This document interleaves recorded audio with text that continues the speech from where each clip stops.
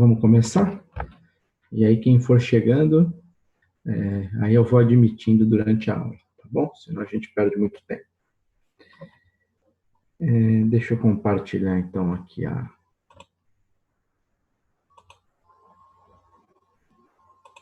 minha aula que eu enviei para vocês. Tá? Apareceu aí para vocês? Apareceu, sim. Me confirmem uma coisa. Eu terminei isso aqui semana passada? Preparação de aldeídos, foi isso? Terminei na quinta-feira à noite, esse item 3, não foi? Redução de cloretos de ácido. Então, hoje a gente tem que falar de preparação de cetonas, tá certo? Tá certo.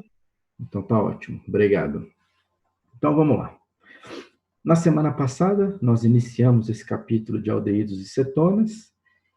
Falamos aquela parte inicial do capítulo, né, que fala sobre nomenclatura, estrutura, propriedades físicas. E aí, acho que foi na terça ainda que a gente iniciou preparações e continuou na quinta, né? Então, a gente separou preparação de aldeídos. Hoje, nós vamos falar em preparação de cetonas e, na sequência, vamos entrar em reações. Tá bom? Então, vamos lá. O primeiro método de preparação de cetonas, ele também já é conhecido de vocês, né?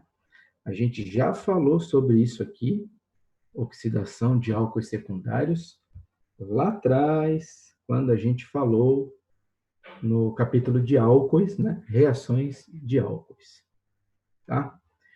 E aí a gente só vai passando alguns detalhes a mais, que certamente eu não falei lá atrás, tá? Então, olha só, aqui tem a reação genérica, né? RCOH, R', né? Estrutura de um álcool secundário, sendo oxidado, né? Formando uma cetona. Aqui ficou meio apagado, né, para vocês, em cima da seta, está escrito CrO3 ou K2CR2O7. Então, o que eu quero complementar para vocês é o seguinte. Lá atrás, quando a gente falou sobre álcoois, a gente comentou de 3 oxidantes bastante utilizados nesse tipo de reação de oxidação, né? KMNO4, K2CR2O7 e CrO3. Tá? Então, agora eu vou deixar as coisas um pouquinho mais específicas. O KMNO4, pessoal, ele é o mais forte destes oxidantes. Tá? Então, se eu fosse comparar esses 3, o KMNO4 é o mais potente. Portanto, é aquele que você tem que tomar mais cuidado para você não ter oxidações indesejáveis. Desta forma, o KMNO4 ele é utilizado preferencialmente, hein? Eu não estou dizendo exclusivamente, mas ele é melhor aproveitado, né? Ele é utilizado preferencialmente quando você quer oxidar álcoois primários com o objetivo de que se obtenha lá no final ácidos carboxílicos, né? Que é o estágio máximo de oxidação dos álcools primários. Então, você usa KMNO4 em meio alcalino, né? O uso de KMNO4 é preferencialmente em meio básico, né? Com o uso de base como catalisador da reação. Tá? Esses oxidantes que tem aqui em cima da seta, né? Que são os oxidantes que contêm cromo. Então, o KMNO4 é o manganês, que é o responsável pela oxidação. E aqui, nestes dois, o responsável é o cromo, né? São oxidantes um pouco mais leves. Então, em quais situações eu devo utilizar os oxidantes de cromo? Na oxidação de álcoois secundários, para formar cetonas. E aí, recapitulando, que a gente já falou semana passada, se eu quiser oxidar um álcool primário, para ele parar no estágio de aldeído, né, para que ele não vá até ácido carboxílico, aí não tem jeito. Aí tem que ser o PCC, que é o CrO3, HCl e piridina, né? Clorocromato de piridina, tá? Então, são alguns detalhes a mais que eu não tinha passado lá atrás, mas que agora cabe comentar. Por isso que eu não coloquei aqui em cima o CR, o KMNO4, tá? Não significa que se eu usar KMNO4 não vai dar certo. Vai dar certo também. Eu disse que ele é usado preferencialmente na oxidação de álcools primários. Ah, então eu posso usar esses aqui para álcool primário também? Até pode, mas não é o mais indicado, também funcionaria, tá? Outro detalhe, o manganês, né, o KMNO4, ele ocorre sob catálise ácida, catálise alcalina, enquanto que o CrO3 e o K2CR2O7, a oxidação utilizando esses dois, ela ocorre em meio ácido, tá? Isso também é uma coisa importante. Então, não adianta querer pegar esses reagentes e colocar em meio básico, porque não vai dar certo, né? Os reagentes de cromo reagem mediante catálise ácida e o de manganês mediante catálise básica. Por quê? Porque em meio básico, em água, o próprio permanganato ele libera hidróxido, né? A decomposição do permanganato de potássio em água libera hidróxido. E esses oxidantes de cromo em meio ácido formam o ácido crômico. E o ácido crômico é que é um potente oxidante, né? Eles é que promovem essa oxidação. Por isso que tem esse truque de usar o catalisador adequado de acordo com o oxidante, tá? Então, aqui é só a reação genérica. Eu vou pegar um exemplo. Vamos para a página 5 agora. Então, tá aqui, ó.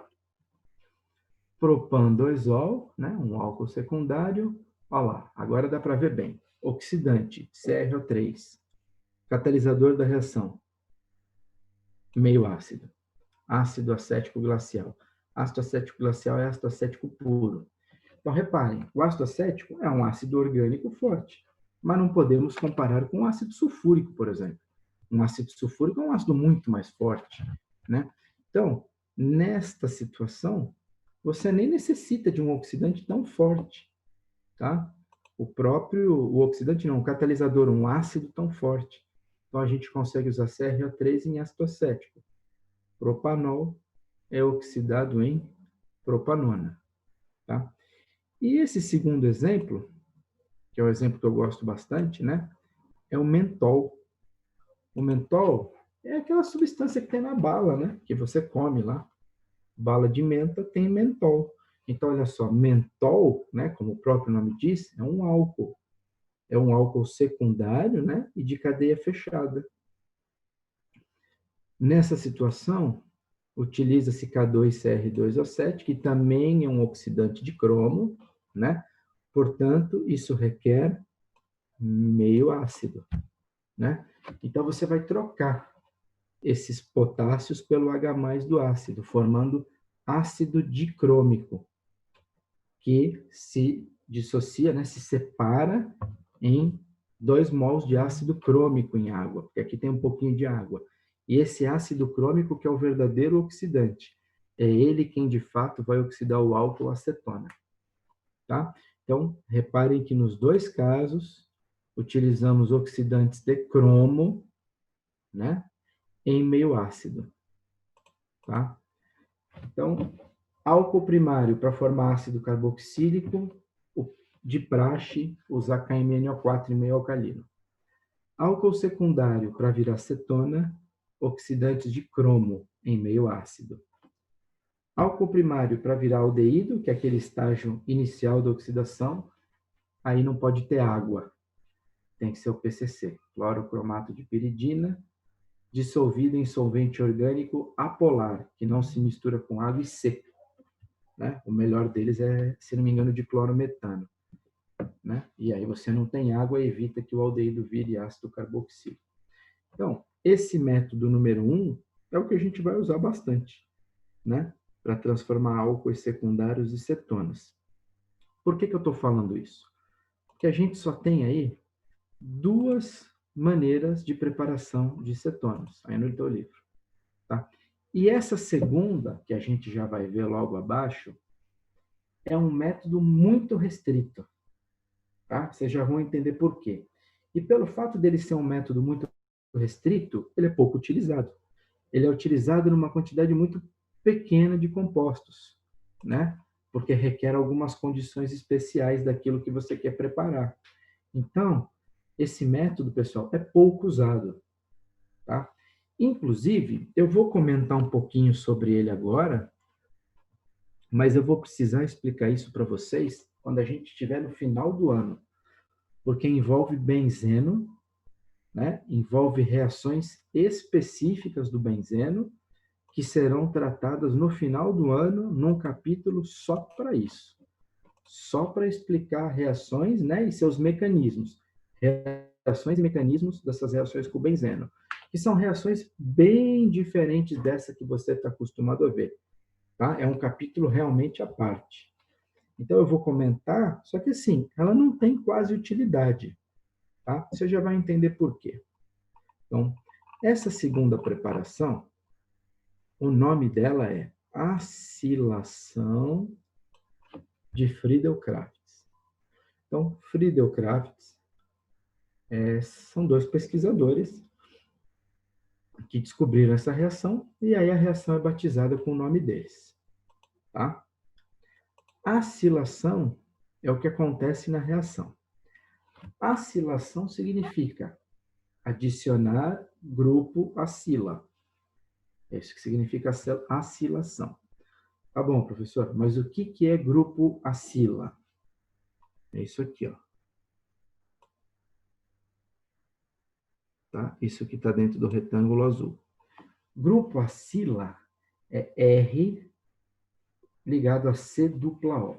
Lembrando que R é cadeia carbônica. Tá? Então, a acilação é uma reação onde você incorpora, né, onde você adiciona o grupo RC-O. Portanto, se você está adicionando o grupo RC-O, você está preparando uma cetona. Tá? O que eu preciso para fazer uma acilação? Isso aqui chama-se cloreto de ácido. É esse mesmo que nós falamos na aula passada. Ó. Redução de cloretos de ácido. É o mesmo composto. Tá? É o mesmo composto.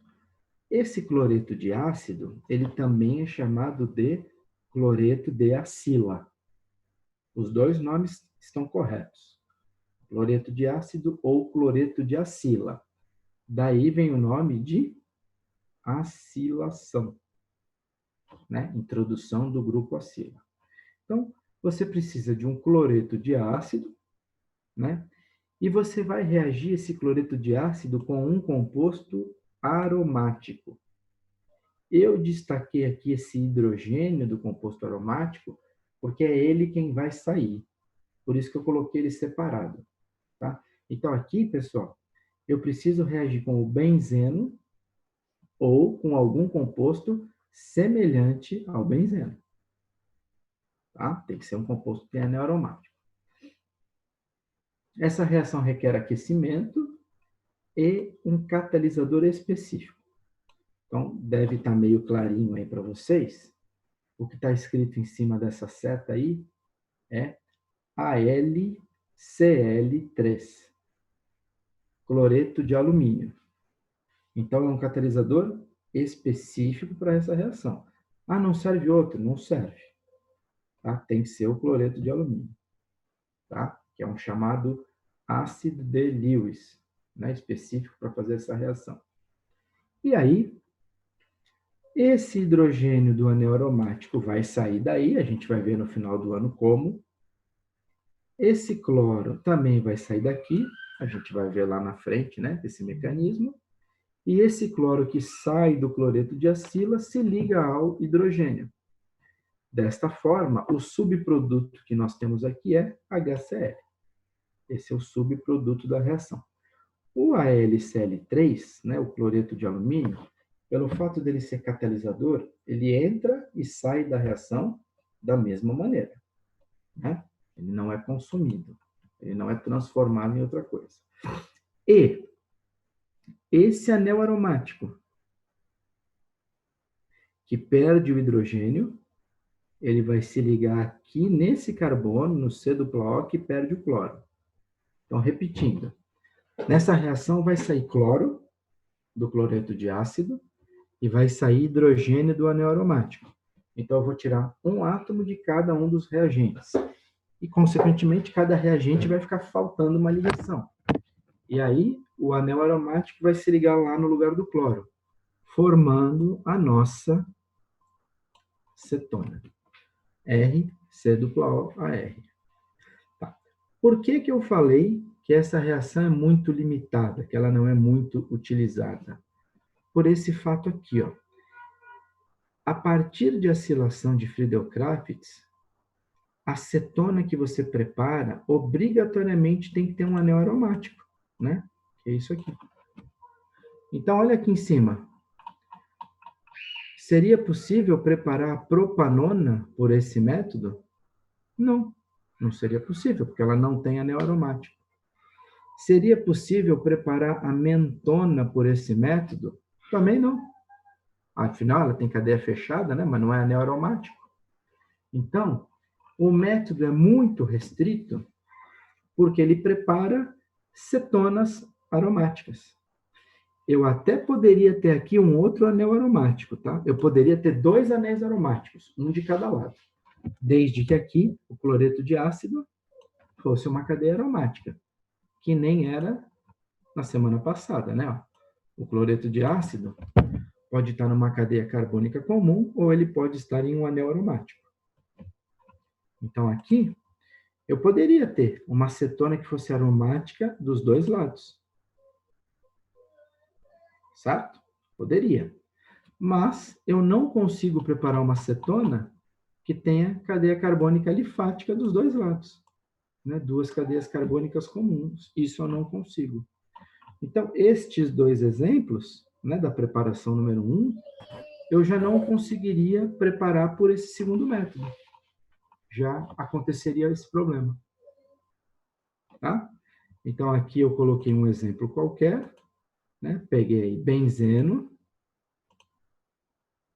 né? O benzeno tem 6 hidrogênios, eu destaquei um, né? Os outros 5 estão lá, mas eu só destaquei um, aquele que vai sair, e desenhei lá o cloreto de etanoíla. O cloreto de ácido tem 2 carbonos, né? Então, sem olhar o mecanismo, a coisa é bem simples. Sai esse H, sai esse H, sai esse Cl, né? O responsável pela remoção desse Cl é o AlCl3, e depois ele complexa com H, forma HCl, subproduto, e esse anel aromático que perde o hidrogênio se liga aqui, nesse carbono da ligação dupla, formando uma cetona que tem um grupo alquila de um lado e um anel aromático do outro, a cetofenona. Então, raramente você quer preparar cetonas que contêm anel aromático. É raro, não é comum, tá? Outra coisa, não é qualquer cetona que tenha qualquer anel aromático em qualquer posição da cadeia, tá?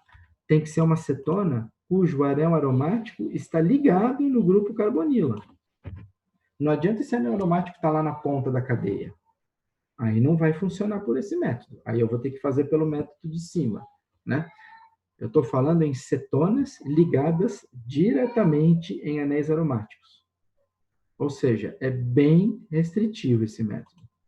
Tá? Ele não tem grandes aplicações na prática. Além do que, é muito mais chato de fazer acilação de Friedel-Crafts, né? Falando em tempo, em manuseio da reação, do que fazer oxidação de álcool secundário. Isso aqui é fácil. Isso aqui é feito em meio aquoso, né? Aqui não está escrito, mas esses oxidantes são dissolvidos em água. E aí você acrescenta o ácido, que é o catalisador. Então, isso aqui é tudo em meio aquoso, é moleza. Esse aqui não.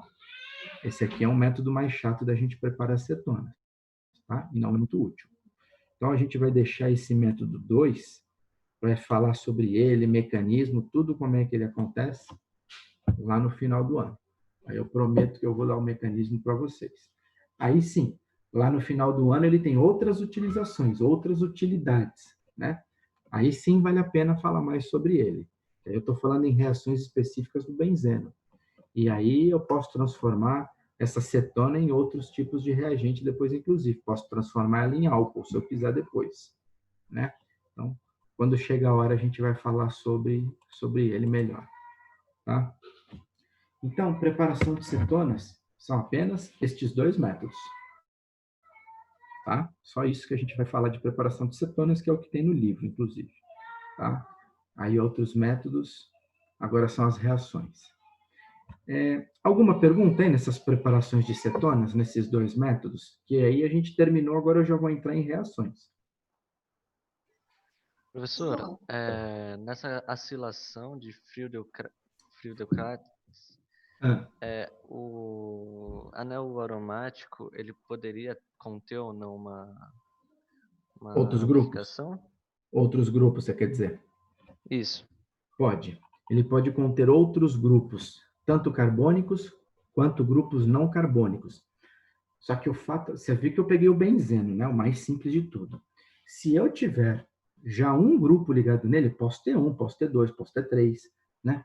A partir do momento que eu tenho um grupo ligado nesse anel aromático, isso gera uma série de complicações, uma série de fatores em que você vai entender se esse grupo ajuda a reação, se esse grupo atrapalha a reação e onde esse grupo vai fazer que a acilação aconteça, na posição orto, meta e para. Por isso que eu vou falar sobre ele lá no final do ano, porque envolve muita coisa esse tipo de reação. Não é um mecanismo simples e tem muita coisa para discutir. Sim, pode, acontece, dá para fazer tranquilamente, só que aí você tem que entender, você vai aprender lá na frente, como e o que acontece, né? Da maneira que acontece isso. Aí tem tabelas para vocês se aprenderem de cada grupo, qual é a característica de cada grupo. É um negócio mais complicado. É um bimestre, onde metade do bimestre é esse assunto, praticamente. Tá?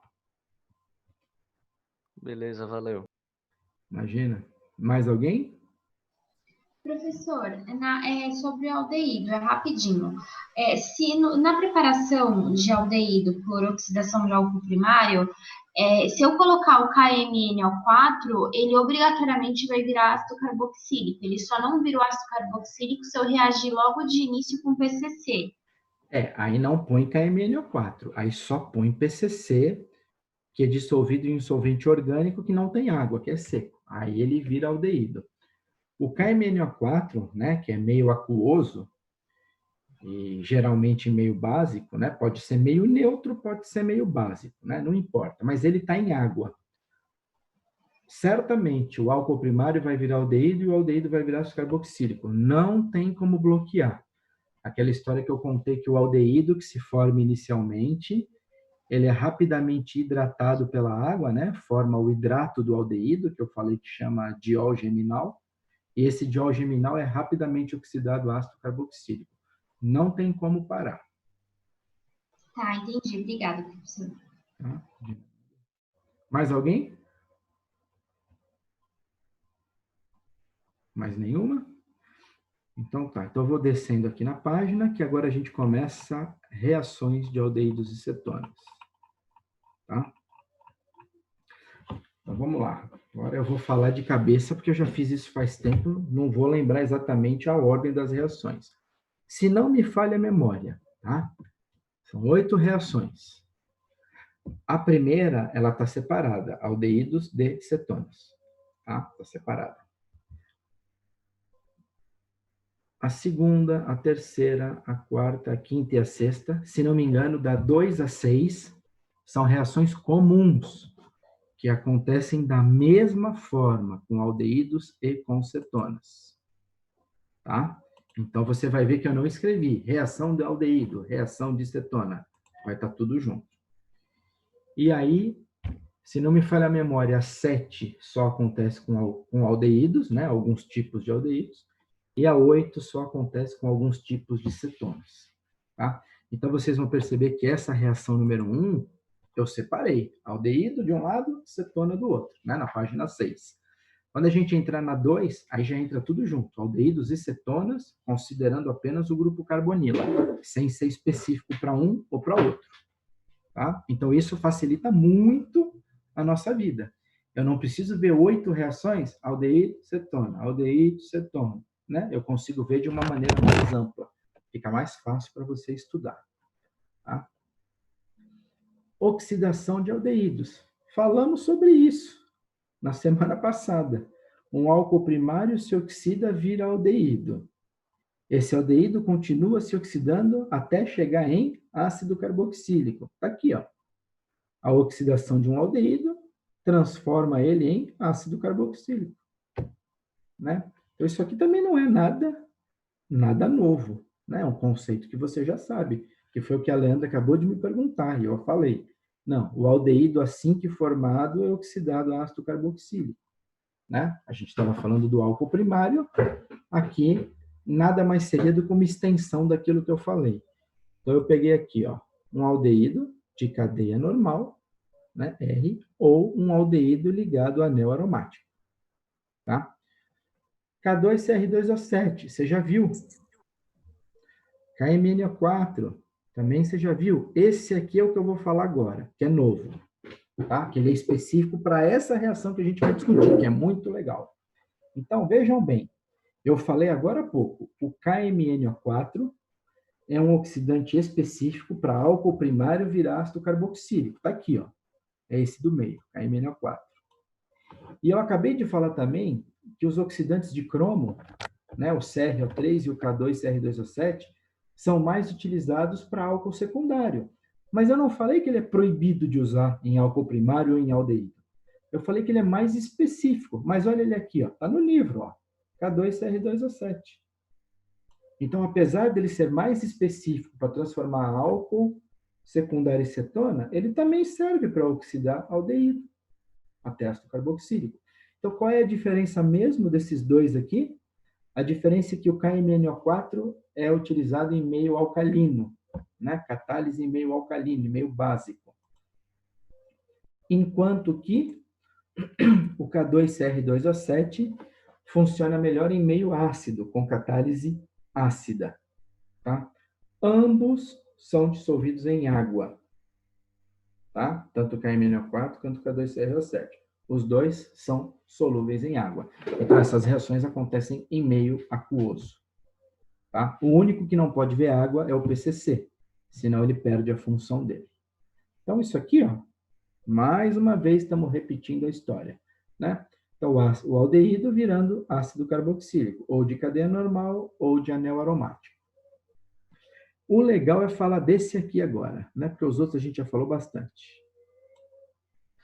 Deve estar meio clarinho aí para vocês, então eu vou dizer o que está escrito. Está escrito assim, Ag, né, prata, abre parênteses, NH3, fecha parênteses, 2. E tem um sinal de mais lá em cima. Tá? Repetindo, Ag, abre parênteses, NH3, fecha parênteses, 2, carga positiva. Essa substância chama-se diaminprata. Tá? O Sérgio e o Orsatti é que costumam preparar esse tipo de reagente em aula prática, tá? Eu não sei se vocês chegaram a fazer no começo do ano, antes de parar, alguma prática que usou esse reagente aqui. Chegaram a fazer, não? Você reage óxido de prata com hidróxido de amônio, forma um precipitado, continua dissolvendo aquilo em meio básico, em hidróxido, ele vai redissolvendo e forma o diaminprata. Chegaram a fazer isso com eles? Com um dos dois ou não? Não estou conseguindo abrir o chat. Vocês lembram se vocês fizeram ou não? Não, professor. Eu não me lembro, mas eu acho que não. Posso ter? Eu também não me lembro. Pode ser que vocês fossem fazer, né? Na hora que parou tudo. Mas eu sei que, eu acho que é o Sérgio, tá? Não tenho certeza, é um dos dois. Eles preparam isso, porque isso aqui é reagente inorgânico, né? Então, é mais para a aula deles isso. Tá? É bem legal ver a formação desse negócio. Então, isso aqui, pessoal, você não compra pronto. Você prepara isso na hora que vai usar, né? Porque ele não é muito estável. Então, você prepara, tipo, eu vou usar na aula de hoje à noite. Não adianta eu querer preparar ontem à noite. Né? Eu preparo hoje à tarde, algumas horas, no máximo algumas horas antes da aula. Ele não deve ser preparado muito antes. Tá? Então, chama-se diaminprata. Esse diaminprata, pessoal, ele é preparado em água e meio básico. Você usa hidróxido de amônio. Então, tá aqui, ó. Olha lá, diaminprata, né? 2 mols e 3 mols de uma base. Por exemplo, NaOH. Tá? Por exemplo. Bom. E aqui eu tenho o meu aldeído. Então, o aldeído é o nosso reagente. É aquele que eu quero oxidar. O diaminprata é o nosso oxidante. Ele é preparado em água. E quando isso aqui tudo quando você termina essa preparação e ele está dissolvido em água, ele é incolor, tá? Escrevi aqui embaixo. É uma solução incolor. Então você pinga assim, não tem cor nenhuma, tá? Isso a gente pode fazer esse teste dentro de um tubo de ensaio, inclusive. E meio básico, hidróxido. Tá? Então, você tem aí meio alcalino. Ah, não serve meio ácido? Não serve. Porque durante a preparação do diaminprata, durante a própria preparação desse reagente, esse reagente ele é feito em meio básico. Então não adianta você querer colocar ácido depois que vai estragar o reagente. Então, essa oxidação só ocorre em meio básico. Olha que simples. O aldeído, que é o reagente, o oxidante e o catalisador, OH-. Tá? Aldeído é incolor também. O meio básico é incolor. E o oxidante é incolor. Então, você pega num tubo de ensaio, pôs o aldeído, incolor. Pôs o oxidante, incolor. E aí acrescenta mais umas gotas de base, NaOH ou KOH, para reforçar o meio alcalino, né? Para catalisar a reação, para acelerar a reação. O que acontece? Esse aldeído, quando ele é oxidado, pessoal, ele vai virar ácido carboxílico, né? Aqui, ácido carboxílico. Mas o pH da reação é alcalino, é básico. O que acontece quando uma base reage com um ácido? O que acontece? Então, meio básico e forma um ácido na reação. O que acontece entre eles? Forma o quê? Forma um sal. Sal mais água, não é isso? Então tá aqui, ó, a água, inclusive forma 2 mols de água, né? Um dali e mais outro. E isso aqui, que a Gabriele falou, ó, isso aqui é o sal do ácido carboxílico. Tá? Reparem que isso aqui, se eu colocar um H+, ele vira ácido carboxílico. Então, pelo fato da reação estar acontecendo em meio básico, logo que o ácido se forma, ele já é convertido em sal de ácido carboxílico. Se você quiser anotar aqui embaixo, você pode escrever, ó, desse quadrado aqui azul, escreve aí, sal do ácido carboxílico. Tá?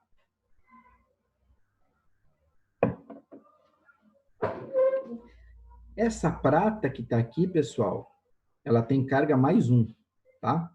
Então, eu estou usando 2 mols do reagente de prata e essa carga mais 1 é da prata positiva.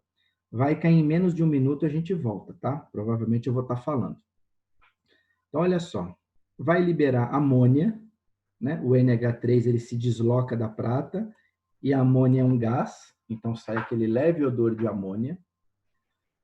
Água como subproduto, sal de ácido carboxílico e o truque, o tal do espelho de prata.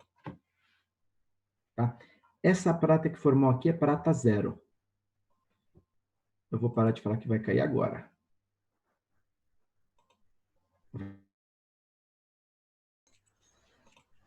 Então, ó. Então, toda reação de oxidação é uma oxirredução. Alguém oxida e alguém reduz, né? Não tem como alguém se oxidar sem alguém ser reduzido. Então, olha só, o aldeído Tá aqui. Ele foi oxidado, transformando-se em sal de ácido carboxílico. Como o meio é básico, ele não fica na forma de ácido, ele fica na forma de sal de ácido carboxílico. Tá bom. Então, para o aldeído ser oxidado, alguém tem que ser reduzido. Quem é reduzido? O oxidante. É o oxidante que ganha esses elétrons. Então, como na oxidação acontece a perda de 2 elétrons, eu preciso de 2 pratas. Porque cada prata só é capaz de ganhar 1 elétron, né? A prata tem uma carga positiva, então ela pode... Não estou escutando o professor falar. Pessoal, desliga o microfone, por favor. Então, como cada prata só tem uma carga positiva, cada prata só pode pegar 1 elétron. E durante a oxidação, são liberados 2 elétrons. Por isso que são necessárias 2 pratas. Então, 2 pratas positivas, né? Prata iônica, solúvel em água. Cada prata ganha 1 elétron. E aí, formando 2 mols de prata zero, prata metálica. Então, a prata, quando está em solução, é incolor, essa prata mais 1, né? O diamim prata. E essa prata, quando sofre redução, ela torna-se prata sólida, prata metálica. Consequentemente, a prata metálica é prata, né? A cor. E aí forma o que a gente chama de espelho de prata. Essa reação, ou esse teste, é famoso. Chama-se teste de Tollens. Tá? Por quê? Tollens é o sobrenome do cara que descobriu esse teste. Então, esse teste é muito simples. Para que ele serve? Esse teste serve para identificar se em uma determinada amostra existe ou não existe aldeído. É para isso que tem o teste. Então, você me dá um líquido incolor, você fala assim, eu queria saber se esse composto é um aldeído. O que eu faço? Acrescento diamim prata, meio básico, ponho no tubo de ensaio e agito manualmente. No máximo, aquece levemente no bico de Bunsen, esse tubo de ensaio, né? Segurando com um pregador de madeira. Pessoal, tudo que era incolor dentro do tubo, se tiver aldeído, ele começa a reagir e vai formando prata metálica. Essa prata metálica é insolúvel em água. E aí ela começa a grudar na parede do tubo de ensaio. Ela por dentro, ela faz um revestimento de prata grudada no vidro. E aí o vidro fica espelhado. Por isso que o nome do teste é espelho de prata. Né? A prata reveste todo o tubo de ensaio e, se a reação é bem feita, né? Se tiver uma quantidade boa de aldeído para ser oxidado, a quantidade de prata é tão grande que você consegue fazer um revestimento bem legal, dá até para ver o seu reflexo ali no espelho. Claro, é um tubo de ensaio, é estreito, né? Mas você consegue até enxergar o reflexo. Então, é um teste bem legal. Chama-se teste de identificação de aldeídos. Então, se você parar para pensar, ele não é um reagente de escolha quando você quer preparar ácido carboxílico, né? Ele é um teste. Eu quero saber se aqui tem aldeído. Tem aldeído? A prata, que é incolor, vai ficar metálica, vai ficar prateada. E aí você sabe que ali tinha aldeído antes da reação. Tá? É bem legal. Ele é bastante utilizado em química orgânica para identificação de aldeídos, para que você descubra se tem ou não aldeído numa certa amostra. Tá bom? Tá aqui, ó. Utilizada principalmente para pesquisa de aldeídos. Tá. Desde que você use o diamim prata, né? Se você vai usar os outros dois, aí não é esse propósito, né? Aí já não é mais o teste de Tollens, que é para pesquisa de aldeídos. Os outros dois são oxidantes tradicionais, tá bom? Então, aldeídos, a gente falou lá na semana passada, acho que foi na terça, aldeídos são compostos que são facilmente oxidados, formando ácidos carboxílicos ou sais de ácidos carboxílicos. Cetonas não, né? Cetonas são oxidados com grande dificuldade. É o que a gente vai ver agora na página 6. Tá? Alguma pergunta aí em cima dessa oxidação de aldeídos, especificamente esse teste?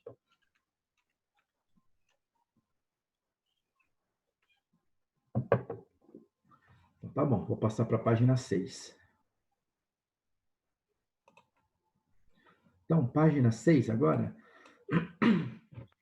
né? Esse tipo de oxidação de cetonas, pessoal, é mais difícil, tá? E olha outra coisa. Essa oxidação de cetonas, ela só ocorre com metilcetonas. Então, de um dos lados da carbonila tem que ter um grupo metil. Se não tiver um grupo metil, essa reação não acontece. Então, eu pus aqui de maneira genérica, né? R, não me importa o tamanho do grupo, C-O, metil. AR, né? Anel aromático, C-O, metil. Tá? Ela não serve para qualquer cetona, é específica para metilcetonas. Da mesma forma que o teste de Tollens é específico para você identificar aldeídos, esse teste aqui, chamado de reação de halofórmio, né, serve para a identificação de metilcetonas, e somente metilcetonas. Não serve para outra coisa. Tá? Essa reação, então, ela é extremamente específica. Ela não serve para qualquer coisa, não. Tá? Peraí que eu me perdi aqui na tela. Pronto, agora achei de volta. Tá? Então, olha só.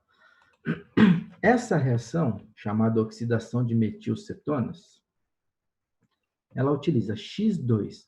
O que é X2? Halogênio. Cloro, bromo ou iodo, né? Cl2, Br2 ou I2, tá? E meio básico. Então, aqui eu tenho que ter hidróxido, obrigatoriamente. Tá? A oxidação de metilcetonas forma ácidos carboxílicos, assim como a oxidação de aldeídos. Mas, pelo fato do meio ser básico, esses ácidos carboxílicos encontram-se na forma de sal. Então, se você quiser escrever aqui embaixo desse retângulo azul, você pode escrever sal de ácido carboxílico. Então, por que forma o sal em vez do ácido? Porque o meio é básico. Como a reação obrigatoriamente tem que ser feita em meio básico, ácido e base formam sal. Tá? Então, a acetona, se tiver o grupo metil, reagindo com base halogênio, ela é transformada em sal de ácido carboxílico e forma o chamado halofórmio. Tá? O que seria esse halofórmio? CHX3, né? Quase comeu aí um pedacinho. Então, o que é isso? Coloca no lugar do X o cloro, CHCl3, é o clorofórmio. Coloca no lugar do X o bromo, bromofórmio. Coloca no lugar do X o iodo, aí vira o iodofórmio. Essa é exatamente a aula prática que a gente vai discutir na quinta-feira. Tá? É justamente sobre isso, sobre a reação de halofórmio, que eu vou falar um pouquinho mais com vocês na quinta, explicar, né, o que eu quero na pesquisa. Tá? Então, vamos continuar. Então, eu peguei aqui uma acetona, né, a butanona. De um lado, ela tem grupo etil, e do outro, ela tem grupo metil. Então, ela serve para fazer essa reação que a gente quer. Né? Ela precisa ter um grupo metil. Tá? Então, conta aí, ó. Ela tem 4 carbonos, hein? Para depois você entender o que acontece lá no final. Tá? 4 carbonos. Então, eu preciso de base em excesso. Eu preciso de bastante base. Pelo menos 4 mols, né? 4 equivalentes de base para 1 de cetona. Pelo menos 4. Então, quando ele põe excesso, pessoal, a gente põe muito mais do que 4, né? Porque se o mínimo é 4 e a gente quer que a reação aconteça, a gente coloca mais, em excesso. A mesma coisa, coloca o halogênio, né, o X2, em excesso. E por que a gente vai... Essa reação que está aqui no papel é quase igual a que está na aula prática, tá? Só tem um detalhezinho diferente. É outra acetona. Na aula prática a gente faz com acetona, que é comercial, é mais fácil de comprar. Mas a gente faz com NaOH ou KOH e também faz com iodo. A vantagem de usar como X2 o iodo é porque o iodo, quando ele é formado durante essa reação, ele não evapora. E se você fosse usar cloro, o cloro é gás, né? Cl2 é gás. Então, como é que você vai fazer uma reação em água com gás? E o bromo, o problema do bromo é que ele é caro e o bromo, só de você abrir o frasco, ele começa a evaporar. Então, o bromo também não é um reagente muito fácil de se trabalhar, além do fato dele ser caro. Tá? Então, a gente dá preferência em fazer essa reação com o iodo, pelo fato dele não ser volátil e ser de fácil obtenção. Tá? Bom, tudo isso aqui, ó, no começo, é incolor. Tá? Isso aqui tudo é incolor.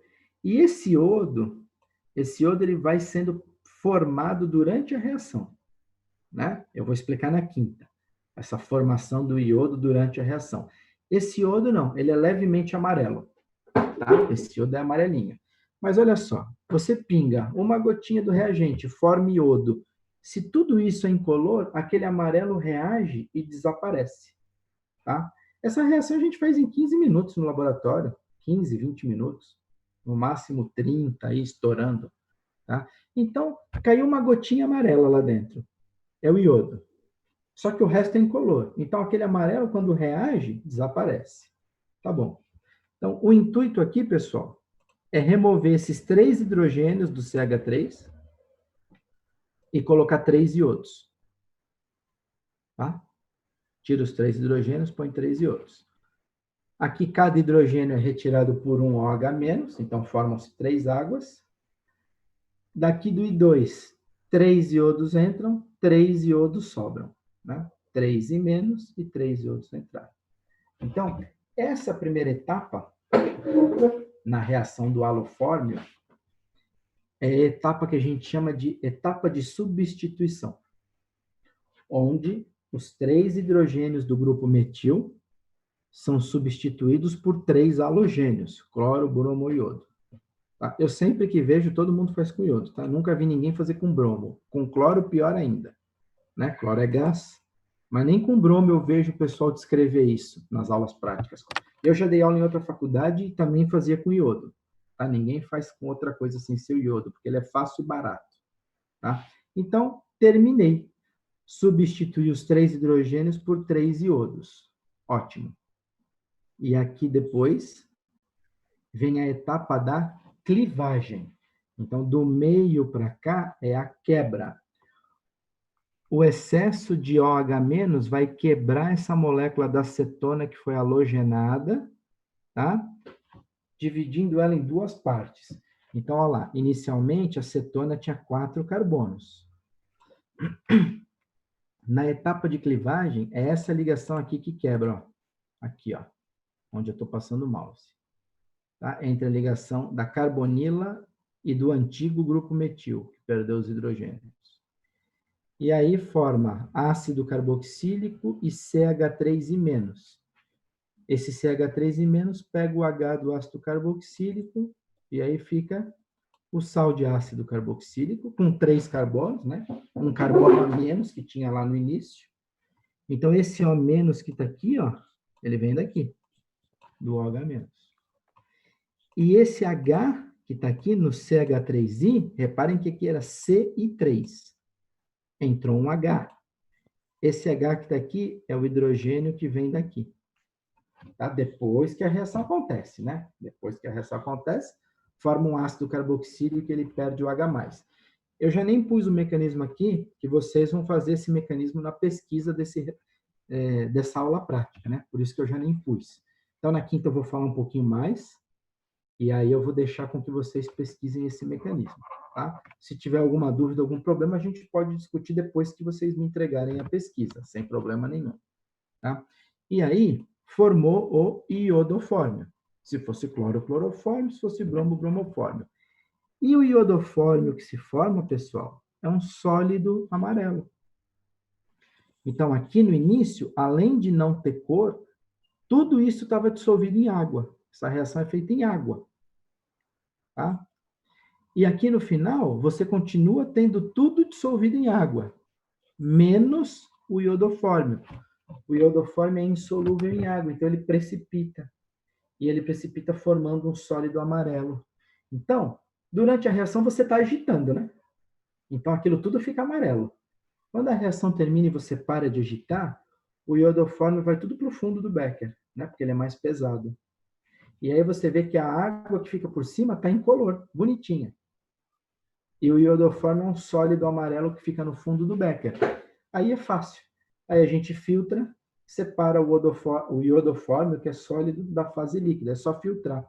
Filtra no funil de Bichner a vácuo, e aí pesa, né? Tem o iodofórmio sequinho, amarelo. Então, para que serviu isso tudo? Para que serviu essa oxidação de metilcetonas? Só para eu fazer um teste. Só para eu te falar assim, ó, aqui esse reagente é uma metilcetona, porque formou iodofórmio, ficou amarelo. Tá? Então, essa reação é muito famosa. Ela é feita com meio básico e halogênio, né? X2. Chama-se reação de halofórmio, está escrito aqui. Ou oxidação de metilcetonas. Então, reparem que ela é específica, hein? Só para metilcetonas. Tá? Então, vocês podem entender que isso é um teste, novamente. Teste para identificação de metilcetonas. Feito? Alguma pergunta aqui na reação do halofórmio?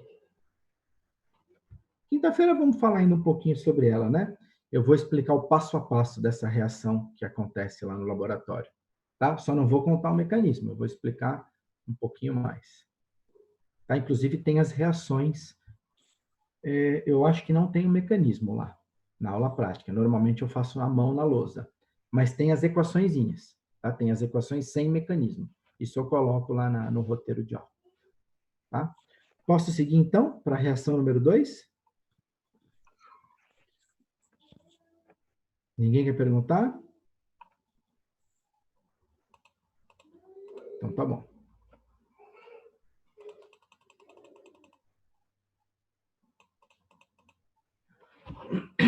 A reação número 2, pessoal, agora ela já é comum. Olha aqui, ó, no começo. Tá vendo que eu pus simplesmente carbonila, C-O? Vocês repararam que eu não especifiquei se isso é um aldeído ou uma acetona? Isso quer dizer que essa reação número 2 e as próximas, se não me engano vai até a 6, são reações que acontecem da mesma maneira, com aldeídos e cetonas. Ou seja, eu não preciso especificar lá em cima se é aldeído ou se é cetona, porque o processo é igual com ambos. Tá? Então, a segunda reação de aldeído e cetonas é a redução a álcoois. Redução é o processo inverso da oxidação. Então, se na oxidação de álcool primário eu produzo aldeído, não é isso? Na oxidação de álcool primário, transforma em aldeído. Então, um PCC, claro. Se eu pegar um aldeído e reduzir, ele vira álcool primário, é o inverso. A oxidação de álcools secundários vira cetonas. Então, se eu fizer o processo inverso, se eu pegar uma cetona e reduzir, ela volta a ser álcool secundário. Né? Então, é o processo contrário. Então, aqui, ó, álcool. Ah, como é que eu sei se ele é primário ou secundário? Tudo depende do que vai estar ligado aqui, né? Se aqui for aldeído, aqui vai ser primário. Se aqui for cetona, aqui vai ser secundário. Então, aqui fica em aberto, né? Do mesmo jeito que aqui está em aberto, ó, eu não especifico se é aldeído ou cetona, aqui também está em aberto. Né? Então, os dois grupos que estiverem aqui no começo são os dois grupos que estarão aqui no final. Sendo aldeído, sendo cetona, o resultado final é sempre um álcool, seja ele primário ou secundário. Tá? E aí existem duas metodologias diferentes para você fazer isso. Essa primeira é a metodologia clássica para redução de ligação dupla carbono-carbono, né? Onde utiliza-se H2, né, gás hidrogênio, junto com um catalisador. Então, aqui está escrito H2 mais PT, platina, ou Ni, que é níquel, ou PD, que é paládio. Então, você escolhe um dos três metais. É gás hidrogênio, junto com platina, paládio ou níquel. Um dos três. Tá? O mais barato é paládio. Tá? Platina é caríssimo. Então, o pessoal faz mais com paládio ou níquel.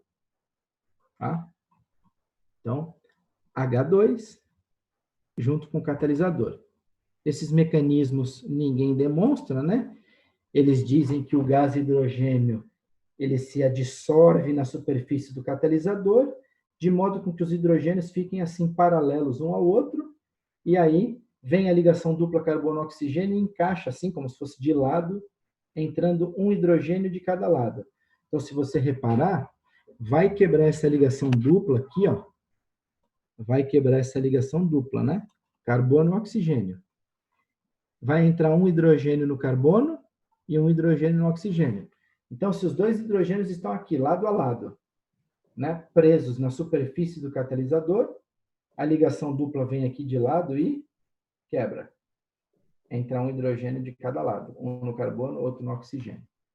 Tá? Mas os livros nem mostram isso, eles só citam como é que acontece esse mecanismo. Tá? E sem catalisador, essa reação não ocorre de jeito nenhum. Tá? Impossível. Então, esse é um método clássico de redução de ligação dupla carbono-carbono, que também pode ser utilizado na redução da ligação dupla carbono-oxigênio. Então, olha só, nesse exemplo aqui, no primeiro exemplo, eu escolhi uma cetona. Eu peguei uma cetona com cadeia fechada. Tá? Tanto faz se ela tem cadeia aberta ou fechada. Eu peguei uma cetona com cadeia fechada. Reagentes. H2 é reagente. Níquel é o catalisador da reação. Tá? Vai quebrar essa ligação dupla aqui, carbono-oxigênio. Entra um hidrogênio no carbono, entra um hidrogênio no oxigênio. Então, ciclopentanona, cetona, forma o ciclopentanol, álcool. Fala uma coisa para mim. Esse ciclopentanol é um álcool primário ou secundário?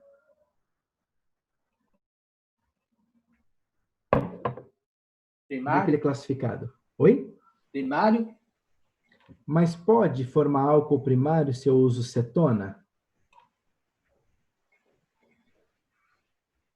Álcool primário é quando a gente reduz aldeído, né? Ah, sim. Quando reduz cetona, forma álcool secundário. Então, se você olhar bem aqui, ó, Ricardo, dá para ver o mouse aqui, ó, bem nesse carbono aqui? Dá pra Então, ver. se você olhar esse carbono que está o mouse, que é o carbono da hidroxila, né? Ele está ligado a um carbono para a direita, outro carbono para a esquerda. Então, ele é um álcool secundário, né? Ah, sim. Não tem nem como. Cetona só pode formar... porque ela fica entre dois carbonos. Né? Isso, exatamente. A cetona sempre fica entre dois carbonos. Então, a única coisa que se pode obter é álcool secundário. É verdade. Tá bom? Então, eu fiz um exemplo para uma cetona e agora vou fazer um exemplo para um aldeído, só para mostrar, tá? Ela serve para os dois. Bom, para a cetona, eu usei H2 e catalisador. Então, para o aldeído, eu vou usar o processo aqui de baixo, tá? Eu poderia inverter. Eu poderia usar H2 e níquel para o aldeído e usar esses outros aqui com a cetona. Tanto faz. Qualquer um pode ser usado em qualquer caso. Tá?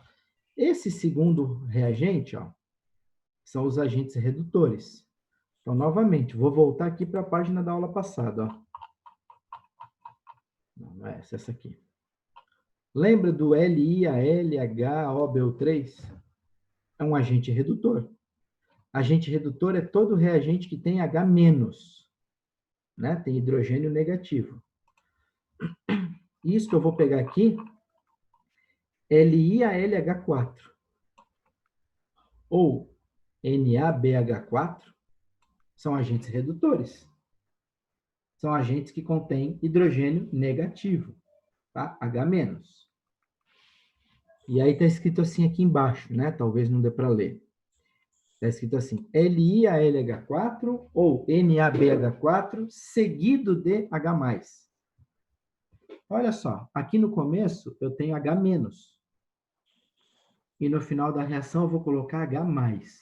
Você já vai ver por que aqui no mecanismo, tá? Então, o fato é que precisa entrar 2 hidrogênios para fazer a redução. 2 hidrogênios e 2 elétrons, né? O H- é um hidrogênio com 2 elétrons, e o H+ é o segundo hidrogênio sem nenhum elétron.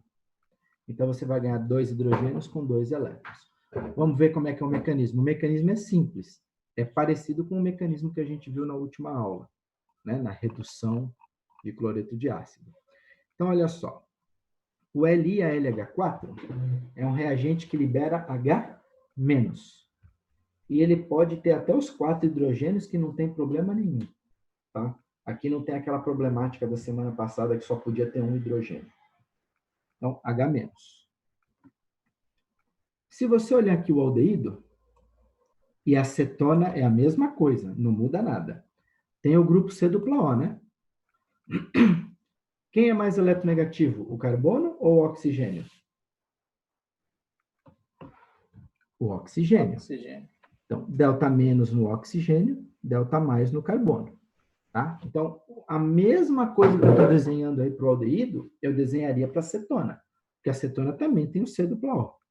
Tá? E no agente redutor, a gente tem H-. Então, esse H- do agente redutor vai atacar o carbono, que tem densidade de carga positiva. Certo? Então, esse H- liga no carbono. Quando esse H- se liga no carbono, o carbono não pode ficar com 5 ligações. O que acontece quando o hidrogênio negativo ataca o carbono? Uma ligação tem que quebrar, né? Qual é a que quebra? A mais fraca. Quebra a ligação dupla carbono-oxigênio e o par de elétrons da ligação dupla vem pro oxigênio. Então, fica O-. Então, esse H- aqui, ó, eu desenhei em preto. Não sei se dá para ver bem a cor da caneta. Eu fiz em caneta preta. Então, aqui, ó, toda a molécula está em azul. E aqui embaixo, não sei se dá para perceber a diferença de tonalidade, aqui embaixo tem esse hidrogênio em preto. Tá? Então, entrou um H-, quebrou a dupla e o par de elétrons ficou para o oxigênio, O-. Tá? Esse H- que entra, esse H tem 2 elétrons, né? Então, já entrou um hidrogênio e 2 elétrons. E para terminar a reação, para formar o álcool? Para formar o álcool, ó, já entrou um H, já entrou esse. Né? Falta entrar agora o outro. Então, O-. Esse O- poderia reagir com outro H- do agente redutor? É possível? O- pegar outro H-? Faz sentido isso? Nenhum, né? Como é que um oxigênio negativo vai reagir com hidrogênio negativo? Então, ao final da reação, quando você termina de acrescentar todo o agente redutor, e tudo isso reage, no final da reação a gente acrescenta ácido dissolvido em água. Pode ser um ácido fraco, ácido clorídrico. Por quê? Porque no final, não adianta eu ter H-. No final da reação eu preciso de um H+, que é para reagir com esse oxigênio negativo e formar o álcool. Né? Se fosse H-, não tem como reagir. Então, ó, LiAlH4 seguido de H+. Então, no final, coloca um H+, o oxigênio negativo pega esse hidrogênio positivo, formou o álcool, formou o H. E esse cloro negativo que sobrou vai se ligar ao LiAlH+. H3+, que reagiu lá no começo. Certo? Esse LiAlH3+, ainda pode liberar 3 hidrogênios. Então, esses 3 hidrogênios vão reagir com outras 3 moléculas de aldeído, até que você gaste todos os 4 hidrogênios. Então, você aproveita todos esses hidrogênios, tá? Esses hidrogênios, eles não vão sobrar aqui no final do jeito que eu escrevi. Eles vão reagir com uma segunda molécula, depois com uma terceira molécula, depois com uma quarta molécula. Eu só coloquei aqui desse jeito para você entender os subprodutos no final. Mas, na prática, você vai reagir uma molécula de LiAlH4 com 4 moléculas de aldeído, de forma com que você gaste, né, com que você use os 4 átomos de hidrogênio. Tá? Então, se você olhar aqui o aldeído no começo, ó, C-OH. Se você olhar aqui no final, de um hidrogênio que eu tinha aqui, agora eu tenho 3. Esse aqui era o hidrogênio que já tinha no aldeído. Esse aqui embaixo, que é o que está em preto, é o H- que entrou com 2 elétrons. E esse aqui, num tom esverdeado, é o H+, que entrou no final. Então, entrou 2 hidrogênios e 2 elétrons. Tá? Se aqui é um aldeído, o produto final aqui, obrigatoriamente, é um álcool primário. Se aqui tivesse um carbono, aqui também seria carbono, então seria um álcool secundário. Tá? Esse, pessoal, que é um mecanismo que a gente vai ver ainda algumas vezes, é um mecanismo de 2 etapas, extremamente simples, é o famoso mecanismo que eu falei na semana passada de adição nucleofílica. Né? Na próxima semana, eu vou voltar a falar desse mecanismo, tá? De adição nucleofílica. Então, por hoje, o que eu quero que você lembre? O que é um mecanismo de adição nucleofílica? Nucleófilo é toda a espécie que tem carga negativa, né? Isso você já sabe, já falei lá atrás. Então, nucleófilo são as espécies com carga negativa. Então, aldeídos e cetonas vão sofrer diversas reações chamadas adições nucleofílicas. Então, aqui, o H- é o meu nucleófilo, é minha espécie negativa. Ele está sendo adicionado ao aldeído ou poderia ser adicionado à cetona. Então, como é que é o mecanismo de adição nucleofílica? Adiciona-se um nucleófilo à carbonila, quebra a ligação dupla. Só isso. Forma isso aqui, ó. Isso é o mecanismo de adição nucleofílica. O nucleófilo ataca o carbono, que é delta+, quebra a ligação dupla, fica O-. Para completar a reação, acrescenta-se um ácido. Aí esse O- pega o H+ e vira um OH. Então, todos esses mecanismos de adição nucleofílica irão formar o grupo OH, né? Porque quebra a dupla, o O- pega o H+. Então, o que muda, pessoal, de uma reação para outra é o nucleófilo. Então, esse OH vai aparecer em todas as reações de adição nucleofílica, ou na maioria, desde que eu acrescente mais alguma outra coisa. Tá? E o nucleófilo a gente vai mudando de uma reação para outra. Tá? Então, o mecanismo de adição nucleofílica é muito simples.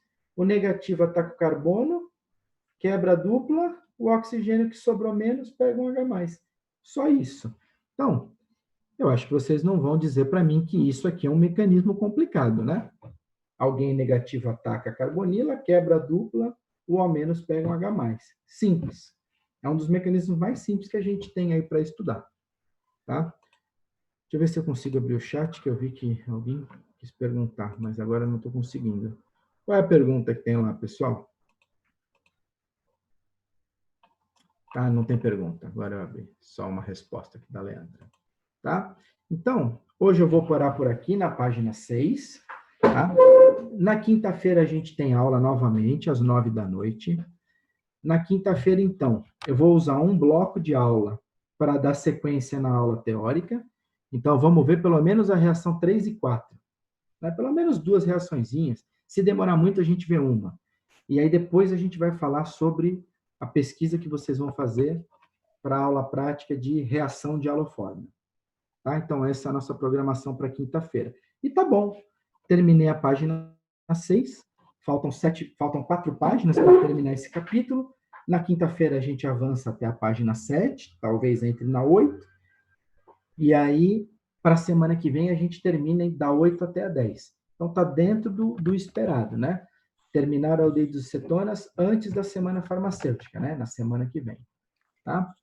Então, vou fechar essa tela. Temos aí 1 minuto e meio antes de cair. Perguntas, dúvidas? Alguém tem alguma?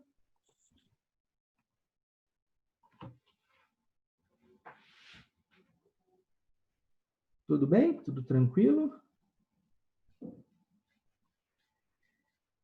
Então, tá bom. Então, na quinta, aula teórica e falar sobre o relatório. Relatório não, né? A pesquisa. Então, se vocês puderem ter junto consigo, né? Seria bom. O da aula teórica eu nem acho tão essencial, mas se você tiver o roteiro da aula prática número 4 para ir acompanhando enquanto eu falo, aí seria uma boa sim. Tá bom? Pessoal, menos de 1 minuto, eu vou encerrar a gravação. Tá? Agora eu vi que tem coisa aqui no chat. Tá. Então, as dúvidas virão. É isso aí. A dúvida vem conforme os exercícios. Vocês já podem começar a fazer a lista de exercícios de aldeídos e cetonas, tá? Já está lá no portal e já pode começar a fazer o TP1. Já dá para fazer algumas questões de aldeídos e cetonas também. Já vai começando para aparecer as dúvidas e vocês me perguntarem na próxima aula. Feito? Vai cair já já, gente. Boa noite. Muito obrigado. Até quinta, Boa então. noite, professor. Tchau, tchau. Boa noite, Pandini.